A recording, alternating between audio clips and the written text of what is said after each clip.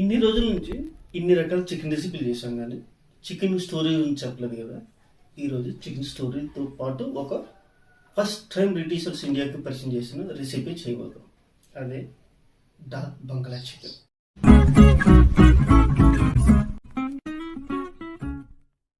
ఈ recipe authentic వెర్షన్లో కావాలంటే నాటు కోడి పెట్ట కానీ లేదంటే ఫారిన్ పెట్ట కానీ తీసుకోండి.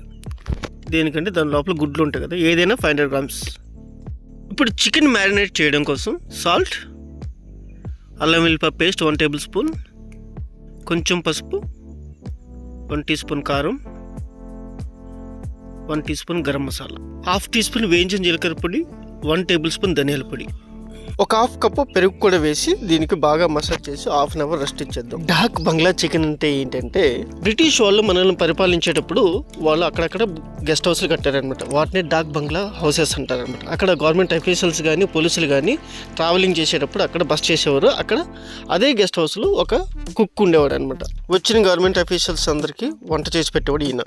ఈ రెస్టింగ్ పీరియడ్ అయ్యేలోపు మనం వేరే ప్రాసెస్ స్టార్ట్ చేద్దాం. దానికోసం ఒక పాన్లో 2 tablespoon ఆయిల్, 4-5 లవంగాలు, 1 ఇంచ్ దాల్చిన చెక్క, 4-5 యాలకులు, 1 teaspoon మిరియాలు, 1 teaspoon జీలకర్ర, 1 teaspoon షాయి జీరా, 2 బిర్యానీ ఆకులు. ఇవి వేసి 2 నిమిషాలు వేయించిన తర్వాత గుమాలించే వాసన వస్తుంది. ఆ తర్వాత 1 కప్పు ఉల్లిపాయ తరిగి వేసుకుంటాం. బ్రిటిష్ టైంలో బేసిక్గా మనలో అప్పటికి రెడీమేడ్ తింటూ ఉండేవారు. ఆ టైంకి నాటుకోళ్ళను పెంచుకునే అలవాటు ఉంది కానీ తినే అలవాటు లేదు. అప్పుడే ఈ బ్రిటిష్ అఫీషియల్స్కి ఈ కుక్ ఓడి పెట్టని తీసుకెళ్లి వండి పెట్టాడు, గుడ్లతో సహా బంగాళదుంప వేసి. దానికే తర్వాత కాలంలో ఆ ఏరియాలో ఉండే వాళ్ళంతా దాన్ని డాక్ బంగ్లా చికెన్ కర్రీ అని పిలిచేవారు అనమాట. అలాగే దీనికి ఆ పేరు వచ్చింది. That is the story behind the dak bungalow chicken. ఒకవైపు కోడిగుడ్లు ఉడకబెడుతూనే మరోవైపు బంగాళదుంపని ఫ్రై చేసుకుందాం. ఇవి వేగేలోపు ఉల్లిపాయలు కూడా దోరగా వేగి ఉంటాయి. ఈ టైంలో మనం అరగంట పాటు మ్యారినేట్ చేసి పెట్టుకున్న చికెన్ యాడ్ చేసుకుందాం. ఇప్పుడు 2-3 పచ్చిమిర్చి కూడా యాడ్ చేసి దీన్ని ఒక 5-6 నిమిషాలు కుక్ చేద్దాం.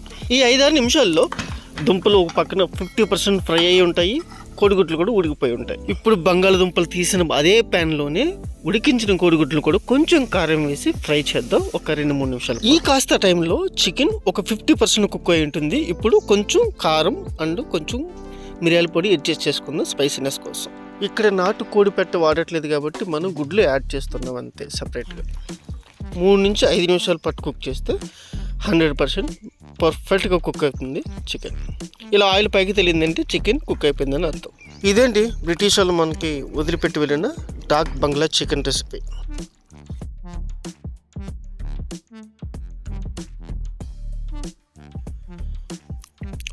ఒక్కసారైనా ట్రై చేయాల్సిన రెసిపీ. చాలా బాగా వచ్చింది రెసిపీ. తప్పకుండా ట్రై చేయండి.